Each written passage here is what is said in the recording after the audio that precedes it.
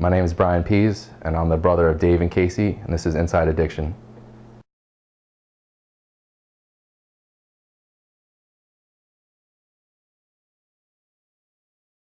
Well, it wasn't always easy. Like any young brother, I got picked on a lot, beat up, but I was always trying to look up to them and be like them. And for a number of years, I felt like I wasn't cool in their eyes. Well, I played Little League baseball with my brother Casey. My brother Dave was 8 years older, so when I came in, Casey was just on his way out. And we played catch a lot in the backyard. We were big sports fans. My dad worked for the 72 Dolphins, so we grew up big football fans as well. Every Sunday we'd watch the games, and it was kind of like a family tradition. Other than that, we didn't really do too much together. I was 8 years younger than Dave, 4 years younger than Casey, so I was always like the punk kind of. My parents divorced in '89 when I was 7, and it was a difficult time for me. I think my parents, my dad especially, thought that the divorce had a bigger effect on us than it really did. When they divorced, my brother Dave he was just getting started in high school, and this was around the time when he started experimenting with alcohol and drugs. And I guess you could say he was a hippie. He was involved with he was a skater. Really down-to-earth person, free spirit, as they say. Do you have any hobbies? He collected a lot of cards, baseball cards. We were big sports fans. He was big into music. He started teaching me how to play guitar.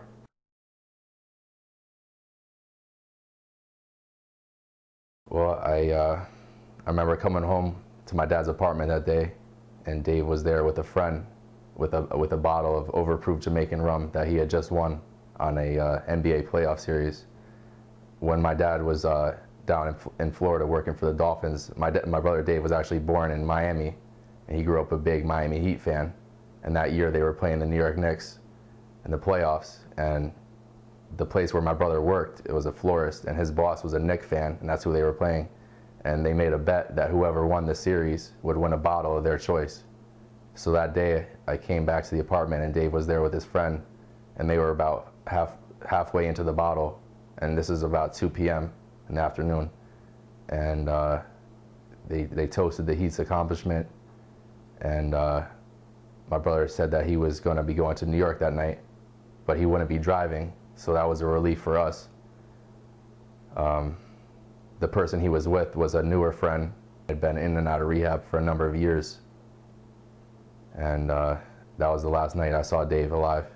He left, and the next morning, at 5:30 in the morning, I was at my mother's condo, and I thought I was awoken to a sound of laughter, but it wasn't laughter. My family was in the next room crying, and I walked into the room asking what had happened, and they wouldn't give me a straight answer. They said, "Oh, Dave was in an accident." And I said, "Is he okay?" And nobody could tell me that he had died. It wasn't until I went to the hospital with my dad, my brother Casey. They had already been there, so they brought me, and I'll never forget when I went into the room and saw Dave lying there. The nurse at the hospital, they left a tube in his mouth. He was gone, and I touched his leg, and it was like a rock, and that is always going to stay with me. And what had happened?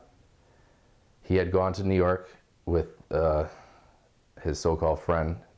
This was their story, that he went into the bathroom with some people that he had never met before, which is totally unlike Dave. Came out, said he had done some stuff, and collapsed. But that wasn't the true story. The real story was that at around midnight, Dave took a shot of heroin, injected himself, and immediately collapsed. And the people he was with proceeded to drag him outside of the bar in a bad neighborhood in New York City and leave him on the side of the road for an undisclosed amount of time.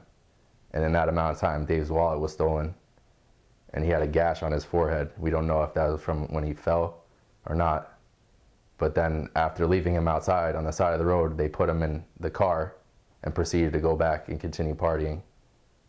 And it wasn't until 5:30 a.m.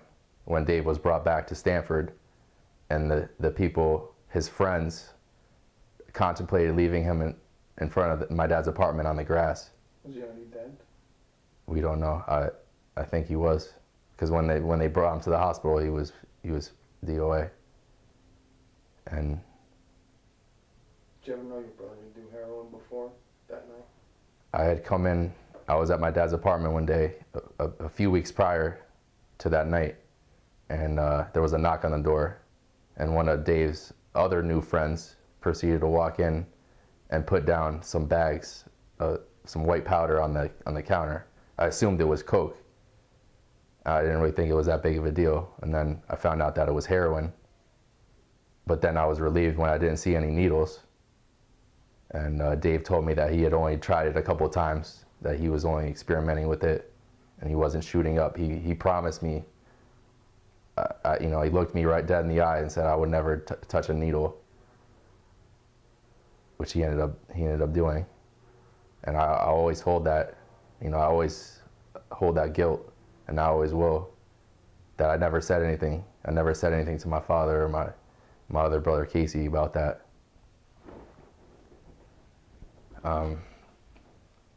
So I was worried though after I saw him do it, but after they were done sniffing it, he sat down on the couch next to me, and it seemed just like Dave, normal Dave, really relaxed, laid back, in a good mood, smiling.